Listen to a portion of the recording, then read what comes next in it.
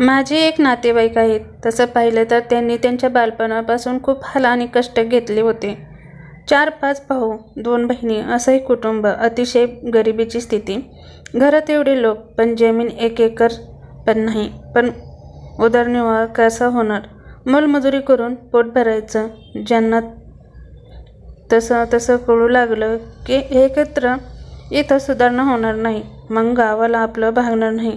उद्या लग्न करायचं म्हटलं तर कोणी मुलगी देणार नाही. म्हणून त्यातल्या एकाने सरळ मुंबई गाठली. रस्त्यावर पोतं उतरून शहरात भाजी मार्केटच्या आजूबाजूच्या फुटपाथवर लिंबू विकू लागला.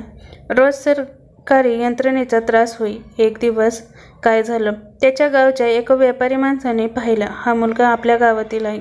हे ओळखलं. त्यांनी त्याला घरी नेलं. असा रस्त्यावर बसून धंदा करू नको, लोक त्रास देतील. ही रोजची कटकट करण्यापेक्षा तू माझ्याकडे काम कर, मी तुला पगार देईन आणि राहण्याची सोय होईल म्हणाले. त्यामुळे आता त्यांची राहणे, जेवण, झोपणे हा प्रश्न सुटला आणि रोजच्या कामाचे 4 पैसे घाटीला येऊ लागले. काही दिवसांनी तिथेच एक छोट्याशा भाड्याने दुकान घेतलं.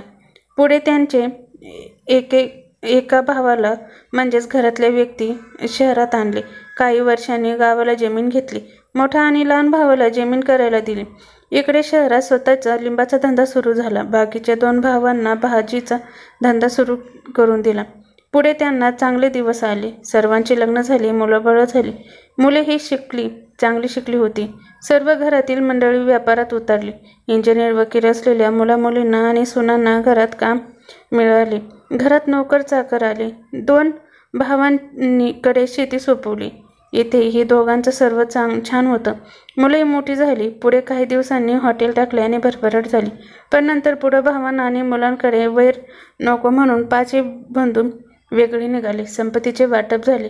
घर, जमीन, दुकान, हॉटेल यांचे वाटप झाले. घरात झगडे सुरू झाले. यांनी सर्व एकत्रित सांभाळले. त्याने सर्व माये आपुलकीच्या नात्याने केले. घरात व्यावहारिक माणूस आणि समाजात ज्ञान मान यामुळे मोठ्या लोकात उठबस सुरू झाली. पण हे सर्व करीत असताना त्याला लहान भाऊ पैशाचा व्यवहार पाही. कारण त्याच्या घरात पहिली जुनी 11वी पास झालेला असल्यामुळे लिखापढी त्याच्याकडेच होती. मग काही वस्तू किंवा जमीन घेताना हे भाऊ आपल्या शिकलेल्या आपण अडाणी व्यवहार होत गेले. भावावर जबाबदारी, विश्वास यामुळे जागी जमीन घेणे आणि शहरात दुकान, भाजीचा धंदा हे तेच होतं. हे व्यवहार होत होते. कोणाच्या नावे करायचं हेही निर्णय लहान भावावरच सोपवले. त्यात एक भाऊ व्यसनाधीन झाला होता, पण त्याचा घरात काहीच त्रास नव्हता. आता तर वेगळे निघाले होते. मग कर्त्या माणसाच्या घरात झगडे का, हा प्रश्न आपल्याला पडतो. अगदी बरोबर आहे. पण मुलांचे म्हणणे असं की तुम्ही हे सर्व कमवलं पण ते विकत घेतलं. हे सर्व कोणाच्या नावे आहे? तुमच्या आणि तुमच्या मुलांच्या नावावर काय आहे? घरातील करतो म्हणताना मग आता हे सर्व तुमच्या भावांच्या आणि त्यांच्या पोरांच्या नावावर आहे. भावांच्या आणि त्यांच्या मुलांच्या नावावर खरेदी केलेले इस्टेट तुम्हाला वाटपात तुम्हाला कशी मिळणार? आता आम्ही त्यांच्याकडे नोकरी करायची का? भीक मागायची का? आता काय करायचं? या वयात कोर्ट कचेऱ्या करायच्या का? हा मोठा प्रश्न होता त्यांच्यासमोर. आजपर्यंत कोणीही तोंड उघडले नव्हते. पण त्यांचा मुलगा बापाला प्रश्न विचारित होता. हो, ही खूप संतापला होता. तो रागाने म्हणाल, आता मी हे मामाला सांग, कारण तुम्ही मामाला अनेक वेळा अपमान केला. त्यांनी तुम्हाला वेळी सावध व्हा असं सांगूनही तू आमच्या भानगडीत पडू नकोस असं मामाला तुम्ही म्हणाला. एकदा तर मामा तुम्हाला म्हणाला, मेहुणे तुमचा बघण्याचा चष्मा बदला. आता जग कुठे चाललं आहे बघा. कोणी कोणाचं नसतं. पुढे अडचणी येतील तर तुम्ही त्यांनाच नको ते बोललो गेलात. आमचं घर फोडायला निघालास. स्वतः सुट्टीवर सासरवाडीला राहतोस आणि मला शिकवतोस का? तुझा एक भाऊ दारू पिऊन पडतो. हे बघ, घरची ठेचभर जमीन तुझी भाऊजाई 4 वेळा झगडून तिकडे उठते. तुझ्या गावच्या दुसऱ्या लग्नाच्या वेळी मी पैसे दिले होते, ते तरी तुझ्या भावाने दिले का? अरे तुझे गावचे 2 भाऊजाई रोज भांडतात. त्यांना मिटव अगोदर. त्यासाठी मलाच बोलवतात ना. माझे भाऊ, माझं घर, मोठं कुटुंब मी कसं सांभाळत आहे. लोक मला मान देतात. लग्न कार्यात आवर्जून बोलवतात. समाजात माझा मान आहे. तेव्हा मामा तुम्हाला म्हणाला होता, लय गप्पा मारू नका. तुम्ही हजारांनी देणगी देता म्हणून तुम्हाला लोक इज्जत देतात. लोक तुम्हाला नाही तुमच्या पैशाला सलाम करतात. तेव्हा तर तुम्ही मामाच्या मित्रासमोर मामाला घरातून निघ म्हणाला. पण आता काय झालं? मामाने तर त्यांच्या भावांना भांडण नको म्हणून वेगळं करून दिलं हो. त्यांचं हे बघतील ना. मग मामा सुट्टीत सासूरवाडीला राहतो हे तुम्हाला दिसतं, पण का राहतो ते नाही दिसत. त्याच्या एवढा त्याग तुमचा कोणता भाव करणार आहे हे सांगा. उगाच मी केलं म्हणू नका म्हणे मामाला सांगू नको. आया फारच गुंता आहे म्हणून त्याच्यात एक भावाला आणि मुलाला द्या आणि एक हॉटेल त्याच्या मुलाला मिळालं. या बदल्यात दुसरं हॉटेल भावाच्या मुलाला काढून द्यावं असं ठरलं. पण मध्ये अट आलीच. आनंदाच्या गोष्टीचा होता की 20-22 वर्ष ज्याने नेटाने हॉटेल चालवले त्याच्याकडे राहिलं. त्याचं कारण ही तसंच होतं. त्याचा हे जो भाव व्यसनी होता त्याच शिक्षण नव्हतं, व्यावहारिक होता. त्याला 4-5 घरात भांडण हे त्याच्या भावाच्या मुलांनी पटलं नाही. आपली आई नाही, बापाने दुसरे लग्न केलं. आपल्यासाठी ज्यांनी केलं त्यांना घरात वाद हे त्या भावांनाही पटले नाही. त्याने इतर भावांना समजावून पाहिलं, उपयोग शून्य. म्हणून त्यानेच पुढाकार घेतला आणि एक हॉटेल त्यांनी स्वखुशीने त्यांना मुलाला दिलं.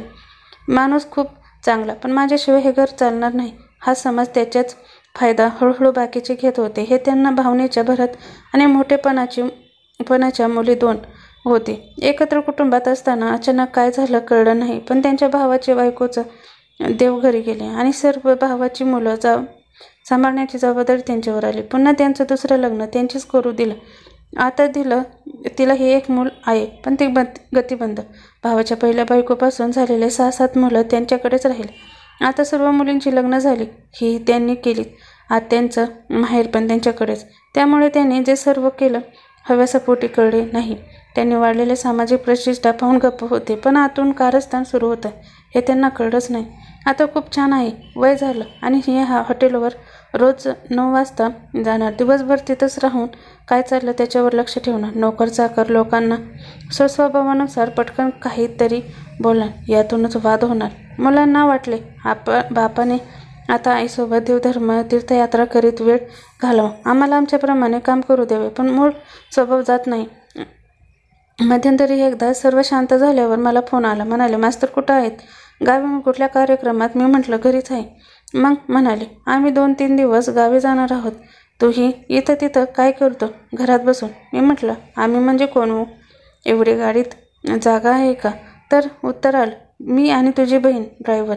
मी मनात म्हटलं, नामी संधी आहे, मोकळं बोलता येईल. कारण बहिणीच्या मुलाने मला सर्व अगोदरच सांगितलं होतं. 2-3 दिवसात एकदा घरी हा विषय निघतेच. आणि तसंच झालं. म्हणाले, मास्तर तू म्हणाला तसंच झालं रे. मी त्यांना खूप समजावून सांगितलं, पण मी लक्ष दिलं नाही. धंद्याची वाट लागली. म्हणाले, हे बघ, अशा गाड्या घेतल्या, खोड्या घेतल्या विकत. मनाला वाटेल तसं करतात. उद्या कर्जबाजारी झाले तर त्यांना ठरवू दे. हा तुझा सल्ला मला मान्य नाही. मी म्हटलं, ठीक आहे, मग बसा भांडत. त्यांना असं वाटलं की मी सर्व उभे केलं आणि पोरांनी काहीच अक्कल नाही. तरी तुम्हाला वाटतं तुमच्याशिवाय कुटुंब चालणार नाही असं वाटतं ना. मग त्यांचे कुटुंब सांभाळून तुम्हाला स्वातंत्र्य गाडी ड्रायव्हर असं बिनभोबाट देतात ना, की काही कटकट करतात आणि मग उगीच हसल्यासारखं करतात. हे काम सोडत नाहीत. आणि मुलंही त्यांच्या बोलण्याकडे आता फारसं लक्ष देत नाही. स्वभावाला काही औषध नाही म्हणतात. काय करणार? पण महिन्यातून 2-3 वेळा गावी जाणार. लग्नकार्य, सामाजिक कार्य, देवादेव भानगडीत रमलेले असतात. त्यामुळे बापांना न सांगता मुलांनी आपली वेगवेगळी प्रॉपर्टी केली आहे हे त्यांना कोणी सांगितलं नाही. तेही स्वतःच्या आलिशान घरात राहतात. कुठून कळलं तर मला फोन करतात. मग मी काय म्हणालो होतो. उलट आता काय गरज होती असं म्हणतात. मी हे तुमच्याकडे त्यांनी पैसे मागितले का असं विचारतो आणि जाऊ द्या, तुम्हाला सर्वच समजेल. मजेत ठेवतात ना, मग जाऊ द्या सोडून. उगाच वाद नको. जरा शांत राहा की. मला म्हणतात, म्हणजे तुला सर्व माहिती आहे? मी म्हटलं, तुम्हाला किती सांगितलं आहे. यावेळी चूक झाली खरी, पण आता काय, बायकोचा भाऊ आहेस. बाबा काय करणार, तुझी बहीण आहे म्हणून हे छान चाललंय. पोरं म्हणतात, आईला घेऊन देवाला जा, जरा फिरून या, छान वाटेल. इथं घरात तुम्ही चिडचिड करता आणि रस्त्याने बोलायला तू बरा पडतो. तुझी बहीण म्हणते, पहिला मास्तरला फोन कर. तो येत असेल तर मी येते, नाही तर जा तो ड्रायव्हर आणि तुम्ही. त्यांना आता हे सर्व मनातून पटलेलं आहे की आपण कुठेतरी चुकत आहे, पण मधूनच मला हे आता सोबत घेऊन जातात. मी एकदम म्हटलं, काय हो सध्या तुम्ही मला जास्त जवळ करता असं नाही वाटत? तर म्हणतात, माझ्यामुळं तुझे खूप नुकसान झाले. आता मला हे कळत आहे. तू म्हणत होता चष्मा बदल, तेव्हा कळत नाही, तेव्हा तुला जेही घरात तेच होतं. मला वाटलं भाऊ आहे, खोटं करणार नाही, पण फसलो तू लवकर शहाणा झालास बाबा. मला कळायला थोडा उशीर झाला, पण तुलाही खूप रागवलो. तुझी बहीण सांगत होती, आपण जसं जग नसतं तेव्हा आपलं तुझं चुकत म्हणत नाही. माझ्याशिवाय काहीही होणार नाही आणि मी लक्ष दिलं नाही तर मुलं सर्वांची वाट लावतील ही भीती. पण लोक त्यांना खूप मानतात, त्यांच्या शब्दाला अजूनही खूप किंमत आहे. हे विशेष, पण थोडा अहंकार आणि भ्रम आहे. त्यांना काय करणार? बहीण म्हणते हेच असं आहे बाबा, काय करतो? किती सांगितलं तरी ऐकत नाहीच. मग पोरं चिडतात, मला म्हणतात, तू समजावून सांग, तुझा नवरा आहे. आता या वयात मी काय सांगू? माझं हा बाबा ऐकलं तर तुला काय वाटतं? ही कथा तुम्हाला आवडली असेल तर माझ्या चॅनलला लाईक, कमेंट, शेअर, सबस्क्राईब करायला विसरू नका. थँक्स.